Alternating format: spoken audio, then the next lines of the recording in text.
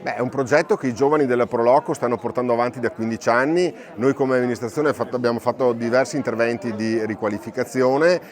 Ora abbiamo anche il bando PNRR che consente degli investimenti importanti sui nostri laghi, sulla frazione di Fratta, ma il connubio di unire l'arte come veicolo di promozione e di riqualificazione dei territori è sicuramente una formula che funziona, perché porta il bello, porta il piacevole, porta ciò che noi italiani, il motivo per cui noi italiani siamo conosciuti in tutto il mondo, cioè vengono a visitare l'Italia per le nostre bellezze artistiche, per il nostro territorio, perché del passato, e quindi perché non valorizzare anche gli artisti contemporanei e l'arte contemporanea. Vediamo qui ad esempio, quando noi abbiamo fatto i lavori di riqualificazione, era rimasto questo spazio libero che voi vedete. Oggi, grazie all'artista Desirée Pucci, questo spazio che noi avevamo lasciato libero per un'opera, oggi avrà la sua collocazione, l'opera di Desirée Pucci, che rimarrà qui per sempre in questo angolo della nostra frazione di Fratta.